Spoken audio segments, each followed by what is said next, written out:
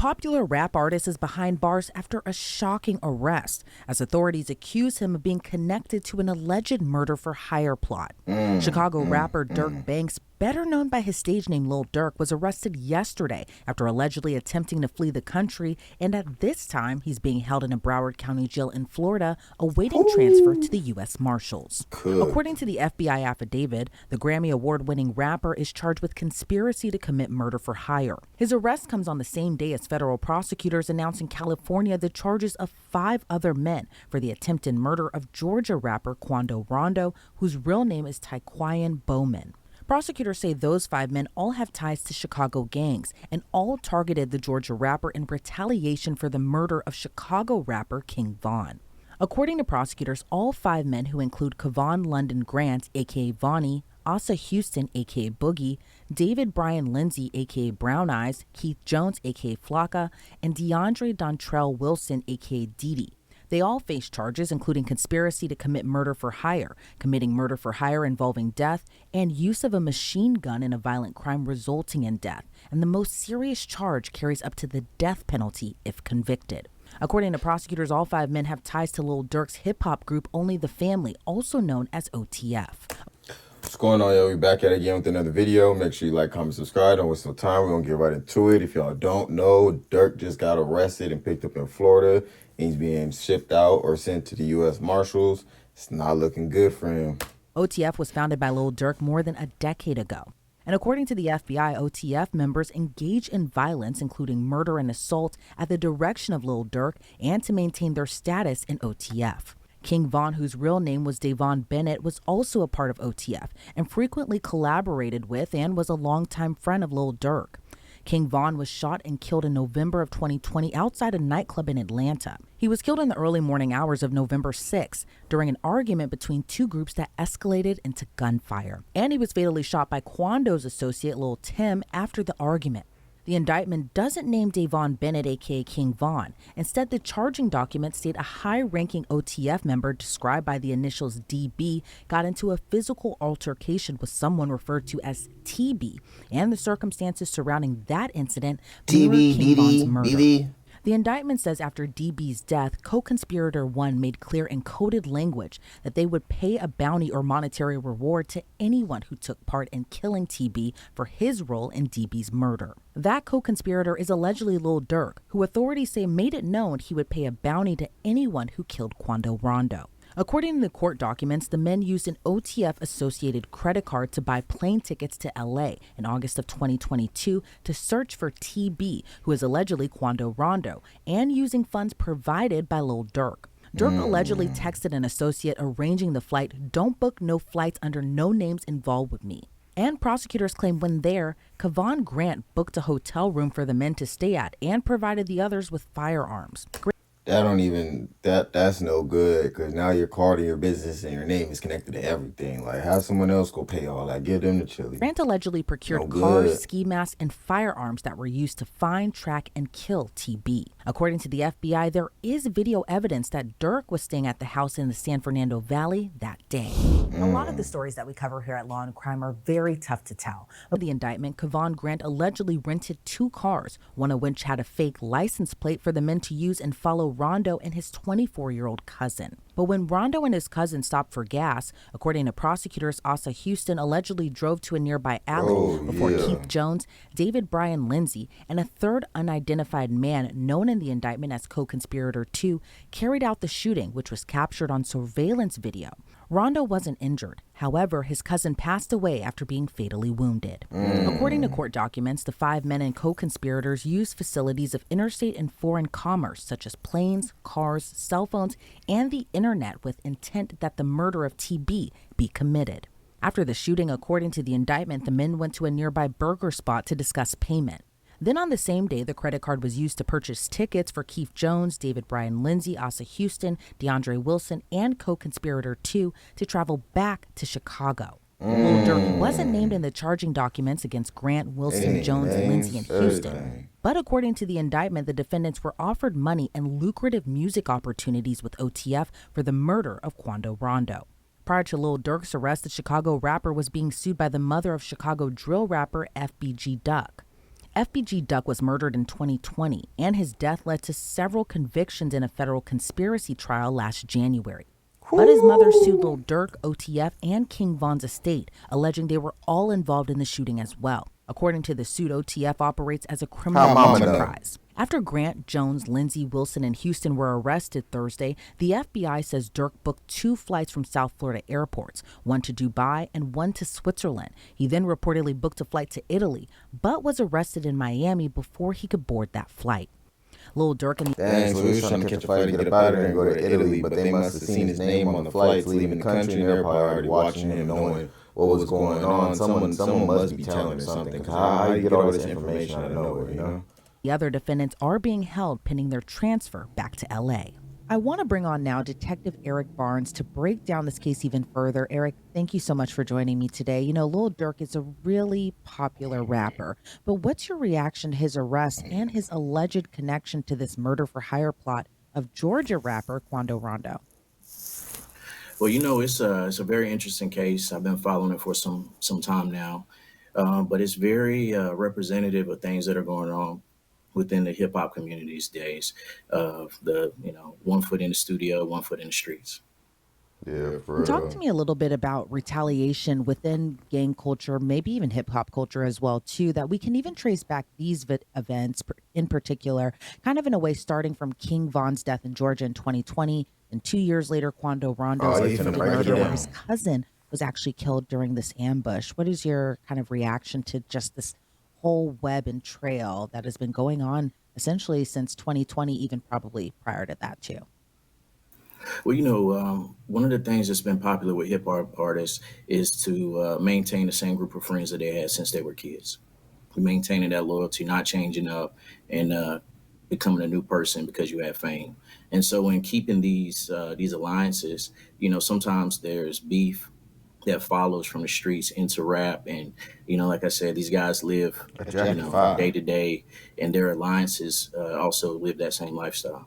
And, reading through this indictment, there appears to be this really heavy level of planning to allegedly carry out this murder. Plane tickets were bought, cars were rented, Shorty sound like a massive Karen, look like a firearms were robot. bought. Talk to me a little bit about the sophistication you may have noticed within the planning and these allegations.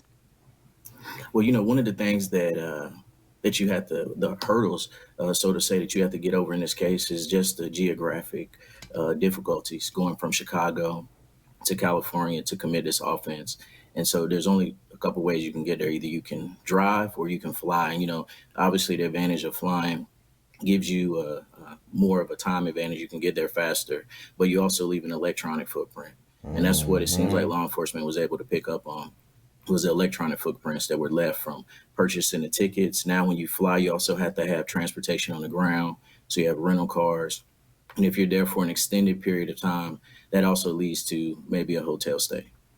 As we talk about this level of planning, it also appears there was also this element of not so great planning if you didn't want to get caught. And some of the 5 defendants actually used their real names, their birth dates, and photo IDs to book this travel. And then one of the co-conspirators, Yeah, they tweaking. They should have caught a flight to New Mexico, Arizona, Texas, got them a solo, drive it through, drive back, get up out of there, boy.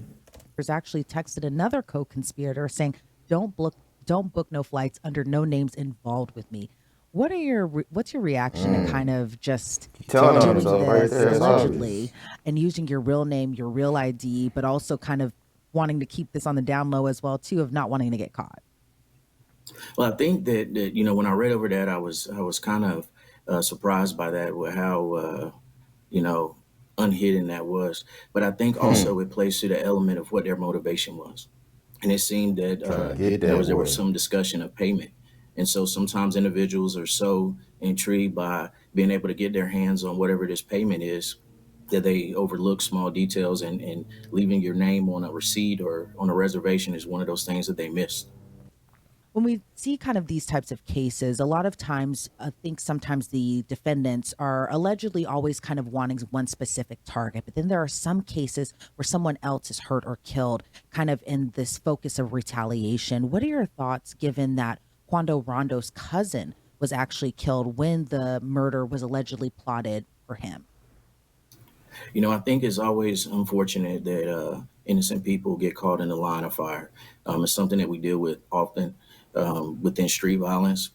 But I also think within the streets, there's also a mentality when there's a retaliation and gang culture that if you get caught riding with someone that I have beef with, then You it going just down kind with of, them. it's the rules of the streets. Like you put yourself in that situation and now you have to, unfortunately, reap the circumstances of it. 100%. Because if they're gonna go after somebody, they're not gonna be like, oh, there's bro and his friends next to him, only aim at him. Like, nah, everything in that direction is getting towed up. And there's also been rumors circulating online that there might have been an informant or even a snitch within OTF Oh, that may see, have I'm revealed telling more you, to it the had Fed. been one. Do you think that's at all possible in this case, that they needed an informant on the inside to For kind of get a sure. scoop into kind of how everything was planned out and kind of how everything kind of came to fruition?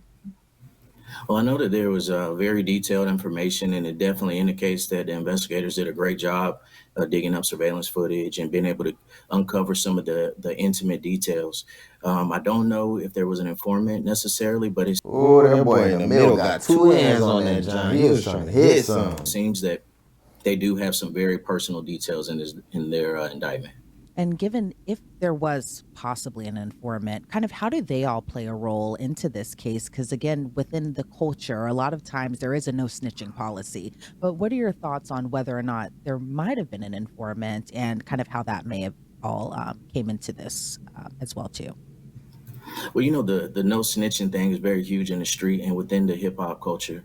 But one thing that within the law enforcement community, when someone is looking at a significant sentence, which I think murder for hire either carries in some sort of way Life or situations, death. death penalty, Yup. and also life in prison. Yup. It's every man They for on your himself at that bumper. moment. And so the old cliche of the first one to talk gets the best deal, normally that weighs very heavily in these cases. Some of the defendants, in addition to being offered money, were also promised lucrative music opportunities if they carried out this murder. And I know we've kind of been having a discussion about, how rap culture kind of bleeds into gang culture. But what's your reaction to kind of this lucrative opportunity given they carry out this bounty?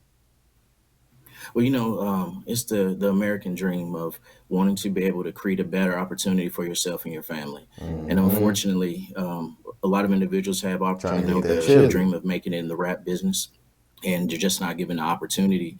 So that is something that is going to be very alluring to a lot of individuals because they not only want to be able to have the rap contract, but also the rap lifestyle. And some people are willing to do whatever it takes to get that. And sometimes when we see these cases, especially gang cases that are also kind of double as like hip hop cases, YNW Melly, this case with Lil Durk, even YSL, Ooh, I forgot about can't help but boy. notice just how young some of the defendants are and some of the alleged activities that they're being accused of doing. They're so young, in their 20s, probably started maybe when they were teenagers. But what are your thoughts on just how young some of these defendants are when they're kind of coming up, like you had just mentioned, wanting this American dream, but then at the same time having this kind of tie to the street culture where maybe they don't see the actual consequences of. Karen, shut up. Of course they don't. Like you talking about they so young. They probably like mid 20s, somewhere around there. There's people 17, 16, 15 outside ready to crash out. And they the ones that's finna do it because they gonna get juvenile life, get out when they 21, keep pushing. Like you are so disconnected from what's really going on. And these people are young, but in the grand scheme of things, they're really not. Like they're mid 20s. That's not young. In this life, that's not What young. could happen? Either they go to jail or they may end up Nobody dead. worry about that. They trying to make that life for That themselves. whole Get that layered chili. aspect of it. Well, I think one of the things that weighs heavily on the influence is the fact that, a guy that you may have grown up with, seen around the neighborhood, now he has his lucrative rap contract and is driving, foreign cars and living in expensive Big houses and body AMG, look traveling, around that all boy. across the country. They almost become larger than life. And so when you have a young individual that maybe hasn't had the best role models in life, what they're able to see this individual achieve is going to be larger than any kind of verbal warning that someone can tell them. They're going to take their word as being, good. If I can carry out what is being asked of me, then maybe I can live this lifestyle as well. And I think that that reality weighs heavier than any consequence that you can think of. For And as sure. someone who is a detective who For works sure. with street gangs, 100% I agree with him because if all you know is poverty and low end and stuff like that. You see somebody coming through 100 bands, giving it to everybody, got the foreigns, get the big chains and all that. I'm not thinking about no 10 years, 20 years of life. They trying to get the same thing. So it's like, whatever you tell me, I don't get about it. I'm trying to get to the chili. It's kind of, what are you hearing from the inside that you'd be willing to talk about on camera as far as, maybe just what the motivation is to kind of continue to be a part of this lifestyle? Well, obviously the what everyone is doing right now across social media as well as the streets and within the street culture is they're kind of unpacking this indictment. They're trying to breaking it down line by line, trying to piece things together, figure out if there is an informant, also figuring out if this was something that was carried out on behalf of King Von, and just connecting the dots on, their from their levels. But I think that what factors into that is the theory that nobody plans to get caught. The plan is we're going to do it, we're going to get away with it, and we're looking 100 yards down the field instead of seeing what's going on right now. And the factor of getting caught now being named in a federal indictment, that part is not really thought of too heavily because, again, nobody factors in that I am going to get caught for this.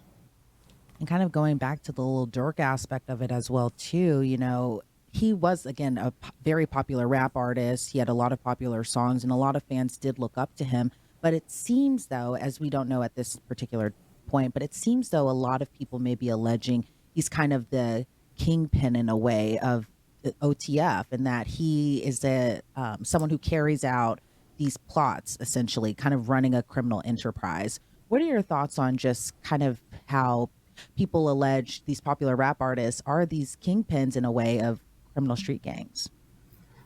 Well, I think with this case, it's gonna be very interesting in how it plays out. But we're gonna really get into the basics of rap being entertainment or rappers really living what they rap about. And I think there's definitely something that's a hurdle the investigators are going to have to get over with just proving that this little Dirk's role in OTF wasn't merely entertainment, that he actually had a role within the street culture of OTF. Yeah, that's the hardest part. And these And that's for real the hardest part because everybody who rap ain't doing what they rap about. A lot of them aren't. But some of them actually are doing exactly what they rap about, and they end up crashing out, going to jail, end up dying, something like that. Like, that's the only problem with having one foot in and one foot out when you want to do the rap and still be in the streets. It's like, which one you care about more? You want to get that chili and blow up as a rapper, and you can still rap whatever you're talking about or rap about things in the past, or you want to still be the one that's trashing out doing this stuff just to say you're the hardest and whatever the case may be. Like, tough dudes die first. So most of the time it's not worth it. 100% it's not worth it. Because now look, once you get to Durk's level, what are you doing still messing around? Like, you know what I'm saying? Like, you got the money, you got the record label, you got your own label, you traveling across the world. I think even the international tour got the key to the city, got Grammy nominated, Grammys, all that other stuff. It's like you got to hang some other things up at that time, player, because then you're going to trick yourself out your position. And it looks like right now that's exactly what's Do you unfolding. see any other hurdles that investigators may come to find when they're kind of going through this case? Well, anytime that you're dealing with multiple people with inside, in an indictment, co-conspirators, what's people's roles kind of change. And then there's money as well involved with some of the people that were discussed in this case. So it's also heavily influenced by the street life and culture, gang life and culture. And so what they have today may change. And hopefully on the investigators' end, what you see in that indictment would only kind of snowball and grow larger. Maybe they're able to develop more evidence and convert some of these co-conspirators into witnesses for the government. All right, Detective Eric Barnes, I appreciate so much your insight into this case. Before we sign you off, is there anything else you'd like to add about just where the case goes from here? No, I think from what we see in this indictment that the investigators did a very solid job investigating this case, and kudos to them. All right, Detective Eric Barnes, again, thank you so much for your time today. I really appreciate it. Thank you. According to reports, Jones and Houston have a scheduled hearing in Chicago on Monday. However, Grant, Wilson, and Lindsay have reportedly waived their right to a hearing and will instead be sent to Los Angeles. Reporting for Law and... Jeez, this was crazy.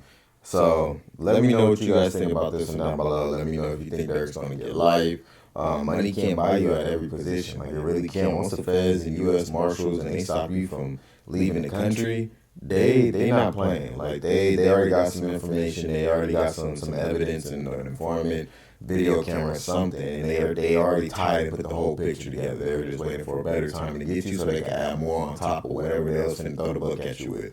But let me know what you think was going to happen with Durk. Let me know if you think he's going to get off free, get some bond, whatever the case may be, or you think he might have to face that time. Make sure you guys like, comment, subscribe, and I'll go ahead and catch you on the next one.